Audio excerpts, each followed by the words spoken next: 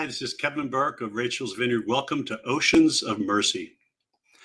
Imagine that you're a teenager with a high school sweetheart that you plan to marry one day soon, and you're in the application process to fulfill your dream of attending the military academy at West Point. Things are looking up, but then the unexpected happens.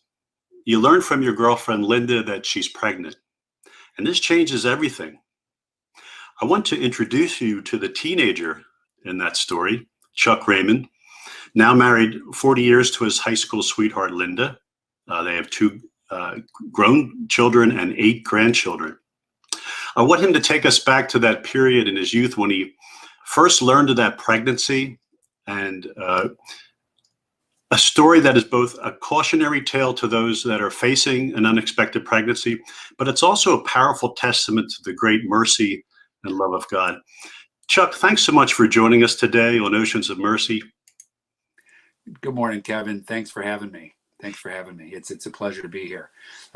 So yeah, I think you introduced the story very well. Linda and I were certainly high school sweethearts, and we actually met working at McDonald's hamburgers as teenagers. I was 16 at that time, and a junior in high school. We began dating and became very close. And sometime after, that following summer, when we realized the depth of our love, and we really committed to each other. As you mentioned, I was also excitedly applying for admission to the military academy at West Point. And so that was my dream. We had decided, all right, we're going to stay together. I'm going to go away for 4 years, go to college, and then we get married. Didn't quite happen that way. Unfortunately, we did not, live properly. And one day I had the shocking news from Linda that she was pregnant. Chuck, were you a senior in high school at this time? I was. By that time, I was a senior in high school. Linda was a freshman in college, and we lived close by each other. I think to describe it as a panic is very, very real. We were scared to death. We did not have any idea what to do. This unplanned pregnancy is also described as a crisis pregnancy. And I feel like that was really the case, because it all of a sudden was introduced to this incredible situation that we didn't have a clue as to how to deal with. Neither one of us were really connected or strong in our faith at that time, although I was in a good family. We lived a lot of good Christian values. We were Catholic, but not really attending Mass on a regular basis. So at that point in time, there was no pro-life, no clergy, no influence at all that might have led us to make a life-affirming choice. It was dark. We were afraid, and were really pushed to very quickly make a decision. How did you experience that pressure, Chuck?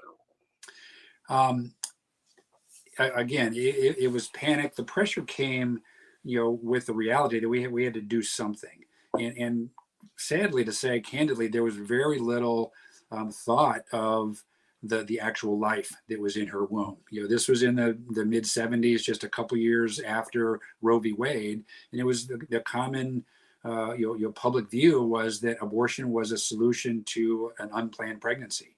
Linda had some influence from a college a friend of hers. Once her mother found out, her mother was very, very unsupportive, violent verbally and physically, and basically commanded her that we would have an abortion, and that she wasn't going to be the I guess mother of an unwed pregnant daughter. So Linda's mom responded, if I understand it correctly, she was actually physically expressed her anger and disappointment physically as well as verbally. Yes, yeah, most of it was verbal, but there was some physical aspect as well. That must have been a terrible thing to be facing a pregnancy and then have that response from your mom. Yeah, exactly. And so it was devastating. Her father kind of went along with what mom's influence was. Chuck, do you know why her mom might have responded that way? Any clues to that in retrospect? It's hard for me to feel like I'm judging. I think her mom was afraid. Okay. I don't think she had any examples of kind of bearing the reality of a pregnant daughter, Mhm. obviously her grandchild, and didn't any have any positive examples of how to deal with that other than make it go away, try to solve the problem with the abortion. So in her own way, she was responding out of her own fear. And Yeah, yeah, yeah. and just fear for her daughter. Again, it was common knowledge that I was intending, with the blessing of an appointment to West Point, to leave. So I was going to leave town, and it was all well and good for her that we had committed to each other, but we weren't engaged. And Mm. I think her mom was just fearful that I would go off and our relationship would end, and Linda could be potentially stuck, in their home, with the baby. Okay. So that clearly wasn't an option for her to continue. No, If she's going to no, stay with her mom and dad, she's yeah, abortion. yeah, and unfortunately, when my parents learned of the trauma that was going on, with us, they asked if her parents knew about it, what their thoughts about it were, and once the plan or the idea of an abortion came up, unfortunately, my parents just kind of followed along with that as well. Maybe that's the best thing to do. Mm. You hope to go to West Point. You guys are young. We weren't, in anywhere economically in a situation where we could start a family or raise a child. So So everything's moving you towards the abortion decision. It feels like, yeah, yeah. yeah. And again, I remember having a feeble thought of, well, we can get married and have the baby, but there wasn't any support at all, Kevin. There wasn't any counterbalance or really an opportunity to think or to pray or to seek some spiritual counsel. And really to be aware of other things that could other solutions that were out there. One I think key component is that to be a cadet at West Point, you also cannot be married, and you cannot have any legal dependents. So there was Oh, definitely a choice on the table. That if we were to have this child, then that would be meaning that I was choosing a different course of my life and would not be going to West Point, being a cadet, being an Army officer, and so forth. and I would think that, Hindsight, I realized there were other potential solutions, but that was how we looked at it from there. And I know my parents looked forward to that as an opportunity for me. sure. And again, I think that all kept us closed-minded, as well as the common parlance, whatever, that it wasn't a baby yet. It was cells. It was tissue. And that you were going to have a baby, but it was not a baby right now. So there wasn't any conception of the reality of what was what's growing in her womb. You didn't have a sense of the truth that you know now, which is that you were a father already. But at that Yeah. time, you didn't have that connection or sense. No, not at all, and not at all. And again, with just the fear and the anxiety and the closeness of it, there was a shame, a deep shame by all six of us, that you have this unwed pregnant girlfriend, and the shame was there. So you didn't talk to anybody, you didn't seek any other counsel. Again, we weren't in a position in our faith where we might have gone to see our priest, or we didn't have any examples of unwed, pregnancies that were dealt with in a life affirming manner. Okay. So take us to the day of the abortion, and you went through the days leading up to it, but definitely take us to that day where you went to the abortion center. One of the ways our mind kind of copes with trauma like this is to block things out. So there's components of that I have kind of crushed and put away. But I remember that it happened very, very quickly. I don't remember a lot of days went by from the time of this discovery and the blow up in the family to when I drove over to Linda's house and we got in their family van, and Linda and her mom and her mom's driving us to Planned Parenthood to abort our child. I remember it being very solemn, very shameful. There wasn't a lot of talking. I was expected to pay for it. So I had withdrawn a significant amount of money at that time, from a $1.92 hourly salary at McDonald's, to pay for a several $100 abortion. So we walk in there, immediately I'm asked for money. I pay for it. I remember sitting in a fairly large waiting room with a number of other couples, or pregnant, young women with mothers or fathers. And it just being very sad, very quiet. Nobody really made eye contact or anything like that. Linda gets called away, and she comes back, and she's broken.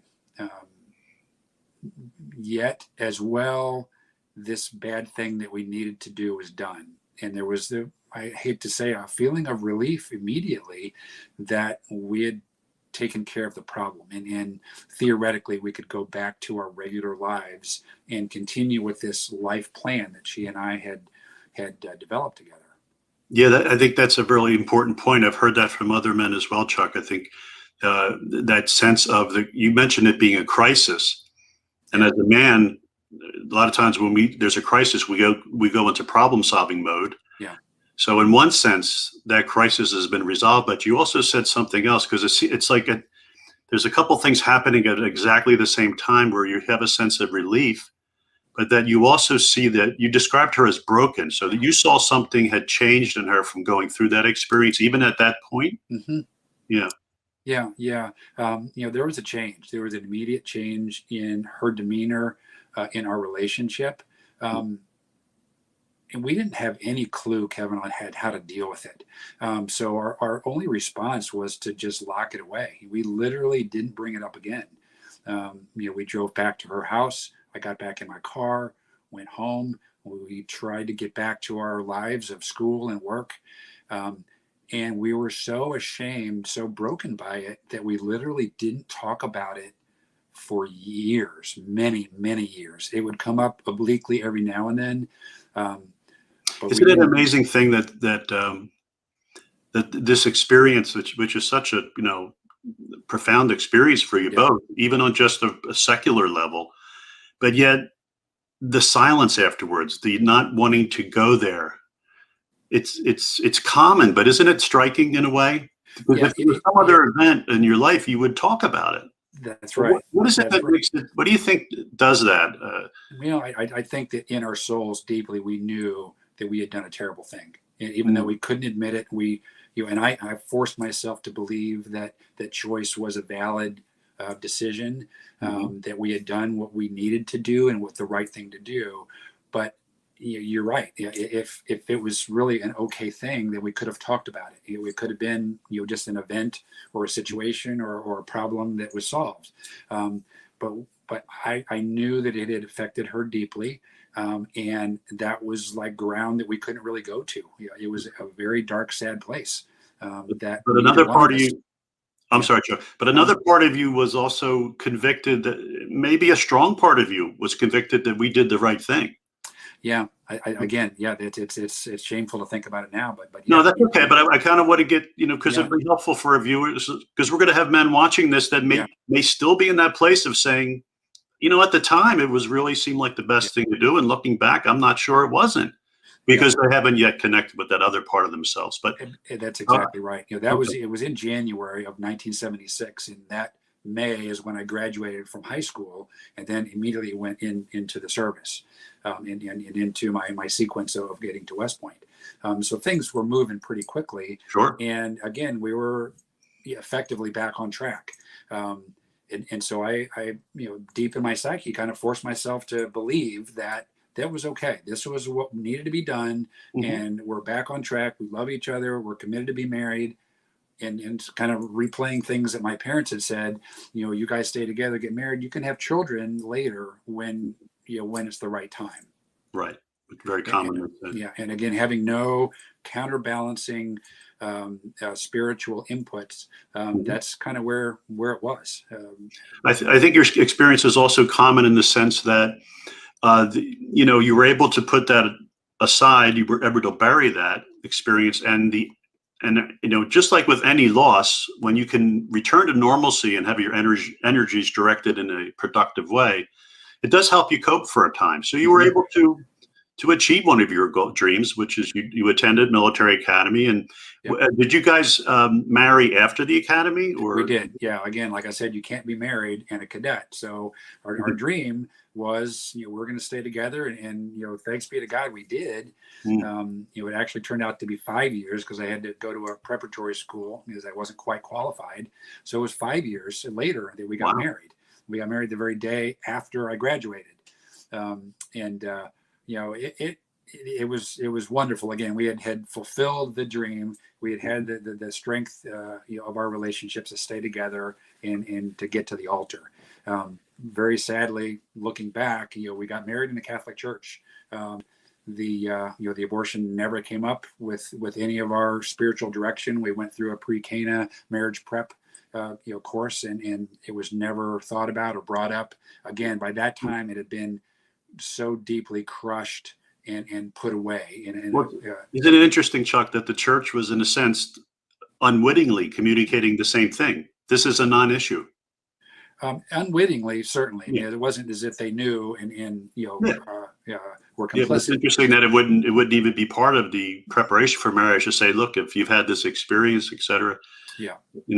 That's a bit of an aside, but it struck me that everything was kind of coming together to feed that denial in a sense, and also to you were a young couple just starting out. So you're a young couple and you're married, and again, the issue doesn't come up of the abortion. Do you think that the abortion had an impact on your relationship as a married couple? Yeah, I really, really do, especially with the benefit of hindsight.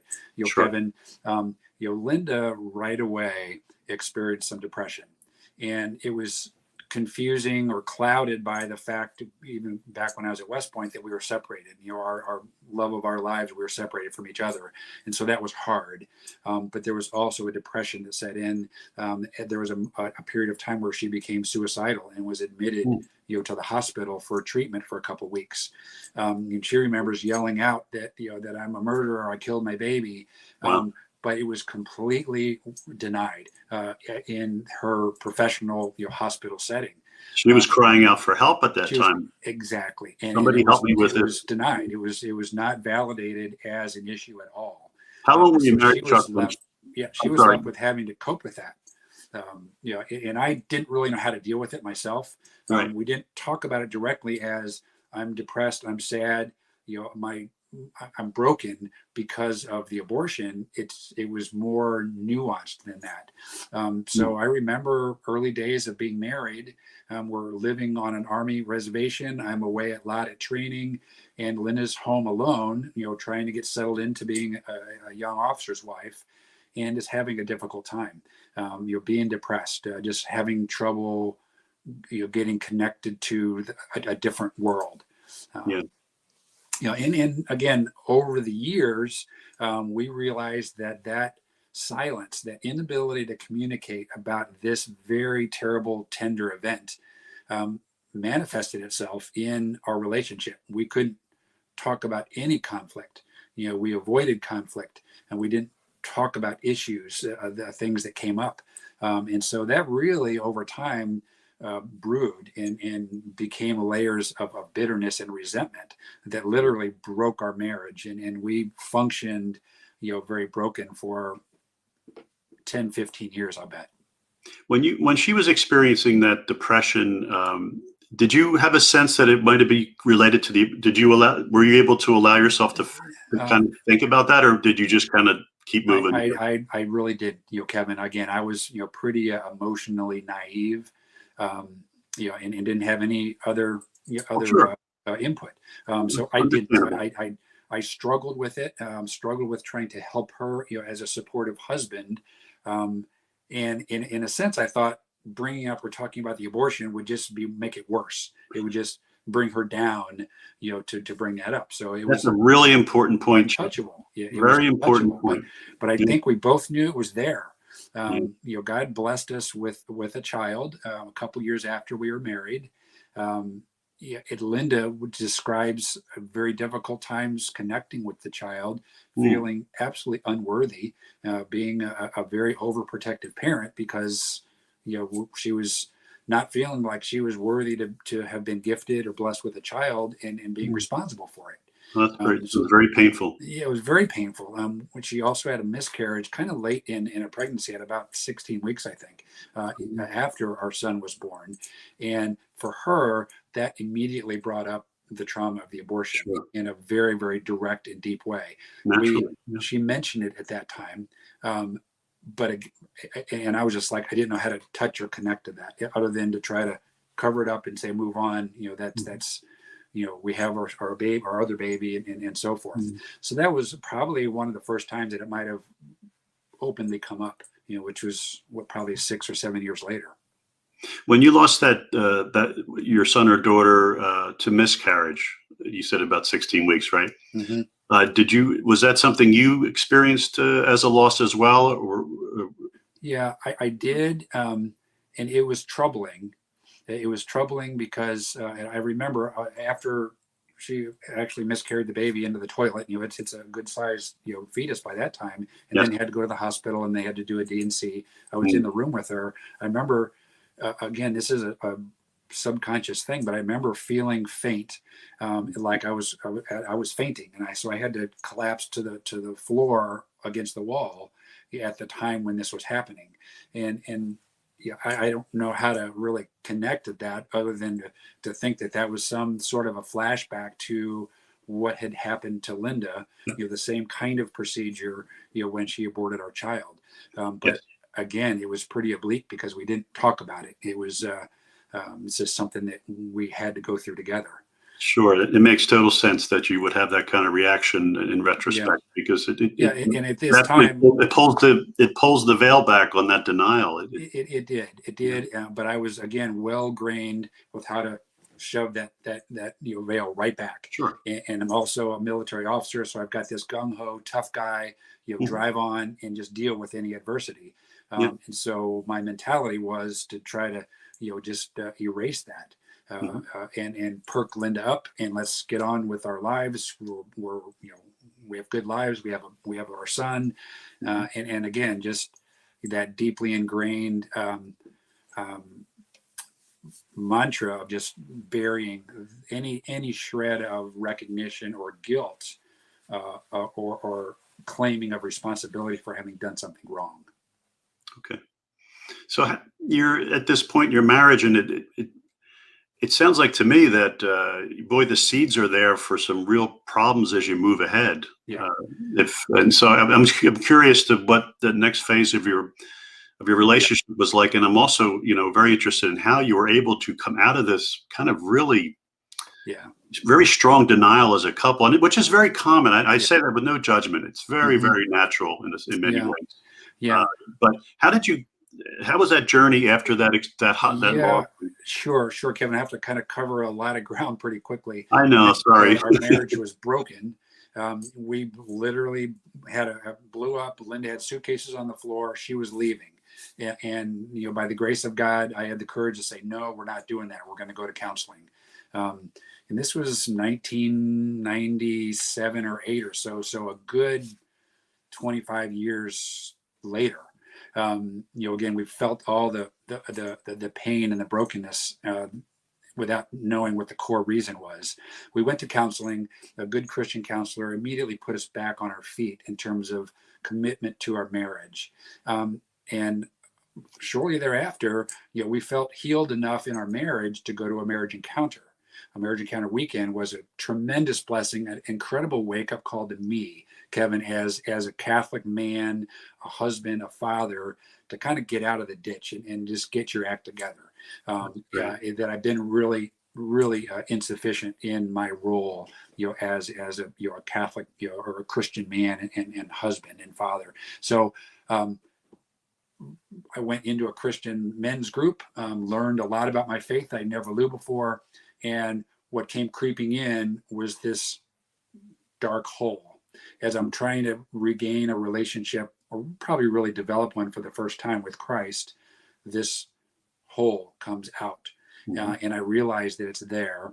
I am able to go to reconciliation for myself and then start getting a clue that I need to step up and address this with my wounded wife, and find a way to get us towards healing.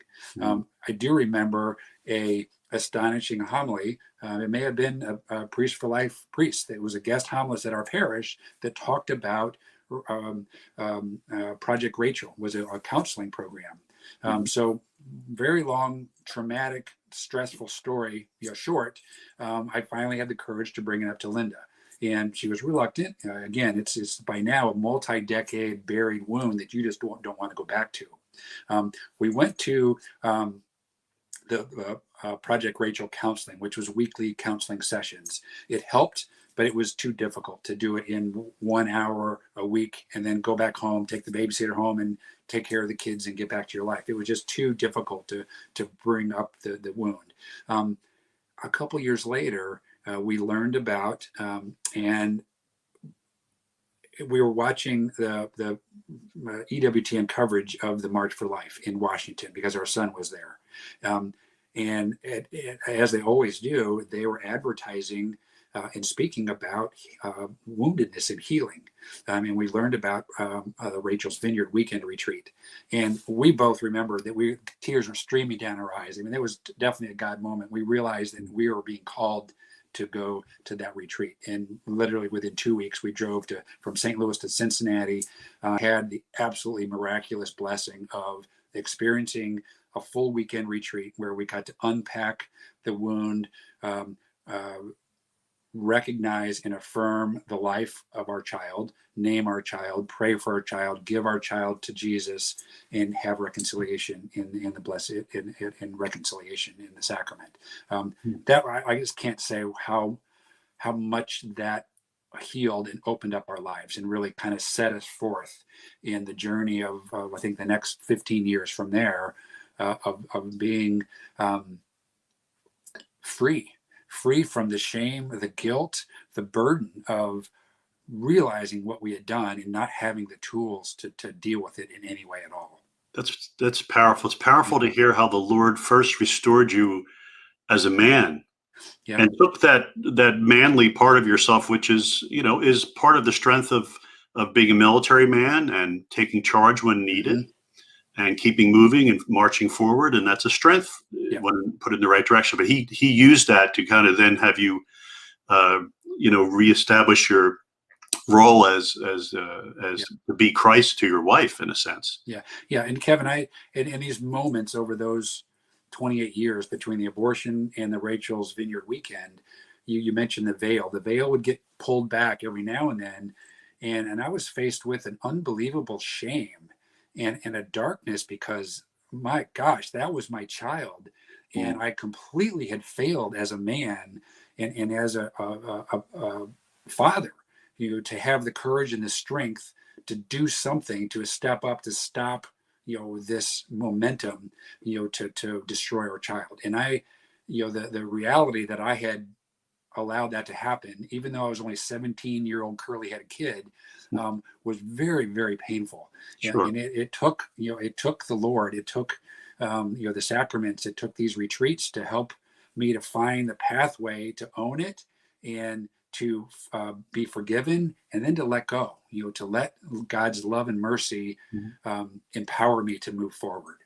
It makes total. Why would anyone go there without the help of the Lord's mercy? And his ability to pull us out of that pain and out of that realization of our role in the abortion. So it's beautiful to hear how the Lord has worked in your life. Now, after, not only has the Lord worked to restore you and Linda and your marriage and your family and his great mercy, but he's also called you in different ways. I know you're involved with the Silent No More Awareness campaign.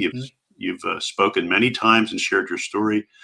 Could you share a little bit about the other ways that God has used you in your vocation now as a disciple of Jesus? Yeah. Slowly over those few years afterwards, the Holy Spirit moved us and really called us to. For me in particular, I was just appalled that abortions were happening exactly in the same way they were, 30 years ago, 40 years ago. Even though we had ultrasound and the medical technology. So I was moved to do something, to get active and involved in a great number of different pro-life activities. Became the coordinator for our parish's Respect Life Committee. We were running the 40 Days for Life campaigns. And then again, the Holy Spirit moving in both of us called us to recognize that if we would tell our story, that it was powerful. Just to tell of everything we've talked about today could help somebody else. That's kind of where we are today, Kevin. Is I've had the blessing of being on a number of programs like this, radio shows, speaking at banquets, at youth groups, at conferences, healing retreat programs or healing conferences for men in Ontario. Just a number of opportunities to tell our story, to benefit others, to help any parents, grandparents, to recognize the woundedness that can occur when you think you're helping somebody to fix a problem that's a trauma, of a pregnancy at the wrong time. You're involved in the Rachel's Vineyard outreach in St. Louis, right? Yes. Yeah. We're so thrilled. Again, we had to dash to Cincinnati, in 2003 to go to our retreat. But thanks be to God, the timing was right. And last year, that same healing retreat was developed within our archdiocese in St. Louis. We were asked, the both of us, to be on the team. And so we are now settling in to do 2 retreats a year, and to be on the team and to be a witness of God's miracles. They're literally miracles, to see the transformational journey of women and men who come broken and not knowing what to do with that pain, to emerge on a journey of healing and freedom. It's just an incredible blessing. Have you had an opportunity to have grandparents? Because they're an important part of your story, is the role, and this is very common, as you know, in many unplanned pregnancies, is mom and dad have an influential role oftentimes, or maybe can't prevent the abortion. Do you have grandparents that attend your retreat as well, or perhaps other family members? Yeah, Kevin, we're pretty young in our retreat program. We have not up to this point. I have had very tender conversations with men after different speaking events, in which an older man will come up and let me know of the pain that he's experienced by unwittingly taking his daughter and to an abortion mill to destroy his own grandchild. And there's a very serious wound there, that can be healed. And I know other Rachel's Vineyard retreat programs, have had the blessing of grandparents, but we know they're out there, or even friends who were involved in the decision. Men that come by themselves, or men that come to support women, that they weren't involved, that are now married to a woman who's post-abortive, or men that can come by themselves and find that healing. Yeah, you raise a good point too, is that, you could marry a woman, or she could marry a man who had that abortion in his past before the engagement and marriage. And that can have some similar symptoms that could influence the relationship, and could be very confusing if you don't really know that abortion could be part of that, Yeah, exactly. And we know, with the number of abortions that have taken place in our country over the last 45 years, that wound is everywhere. And many times you don't know it, that a friend, a spouse, a brother, sister, a colleague, is coping, with a very deep wound that they just don't either recognize or don't know how to deal with it. And the message is that God wants to heal us. He wants our hearts back. And that healing journey is there, for the asking. If there's a man watching this today, and he's kind of on the edge, he's recognizing some of what you're saying in his own life, or maybe in the life of his son or daughter, but he's not sure, whether he should consider this. Maybe he'll go away from this and forget about it. What would you say to him today? Certainly, if they're faithful, involved in church, of any kind, I think a good relationship with a pastor or a deacon, might be an avenue to find a friendly force to talk about, who's going to be understanding and sympathetic. There's also, you mentioned the Silent No More awareness campaign. is a tremendous resource. I remember when I was in that phase, I was pretty paranoid of what other people would think, and really not able to talk about it publicly. So there's two good websites that have a number of testimonies where men can go and explore, women as well, explore stories of other men that and what their wounds have been, what happened to them, how do they deal with it, how do they find healing. So I would suggest both the Silent No More awareness campaign at silentnomore.org or com. You can clarify that, and also rachelsvineyard.org. Rachel's Vineyard is the retreat program I talked about. And there's a tab in there for men, and just a great amount of resources. I know you're involved in that, Kevin, that provide us a way to explore those feelings, to kind of touch into that in the privacy of our own, of our own homes and our own computers. And if folks want to connect with you and your ministry in St. Louis, what's the best way for them to do that? Yeah, you can reach me directly. Call my cell phone number is 314-974-6787. Our email address is, I think it's, Kevin, you got to help me here. It's St. Louis at silentnomore.org. .org. Yeah.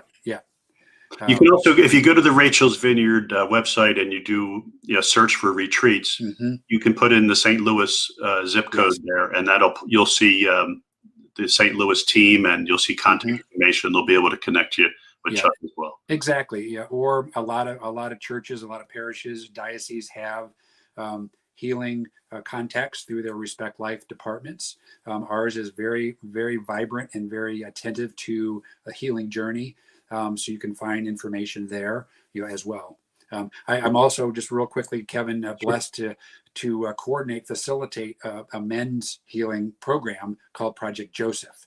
So where men can get together, we counsel, we talk, we journey, with scriptural exercises, in a healing journey that's oriented to men. And it's a safe opportunity for men to just be together and to explore all those feelings and the journey. Oh, thanks for including that, because some men might not be ready to attend a healing program with women for various reasons. But of course, if they attend that, they can also be open to attending a Rachel's Vineyard at some future time, right? Or vice versa. Yep, absolutely. That's great. What a beautiful ministry. It's amazing. It's a joy, really, to see. I mean, I'm very sorry for that, for what you went through, for that loss, and what you experienced as a young couple. It's very sad to hear that on one hand. The other hand, it's very joyful to hear how God, in his great mercy and his love, and by the power of his blood, by his cross and resurrection, he has set you both free. Not only free as a couple and individually, but free to share the good news of the gospel with others. So God bless you and Linda. Yeah, it is absolutely astonishing to think, and I mean, it just fits, but to think of what God can do with the trauma, with the incredibly horrific choice that we made, and he can take that to heal it and then use it to give us the mission, to tell the story and for the mercy and healing of others. It's unbelievable. He really is the Paschal mystery of our lives. Yeah. We travel with him to Calvary, and we offer our suffering to him, and then he so generously provides the freedom and the mercy that we need. So. Yep. And then uses it for good. We're very blessed. Well, that's awesome. Thanks so much, Chuck. I really appreciate it. Thank you. Thanks for having me, Kevin. Well, friends, I hope that you will share the good news of this video and information on healing resources. You can go to afterabortion.com, and you will find, you can put your zip code in, and you'll find all kinds of groups and healing resources in your area for abortion recovery. So keep praying for us. Pray for all those who have had abortions. Pray that their hearts will be turned to accept the love and mercy and forgiveness of the Lord, and then he'll unleash his great blessing upon you and upon your loved ones. Take care, and thank you.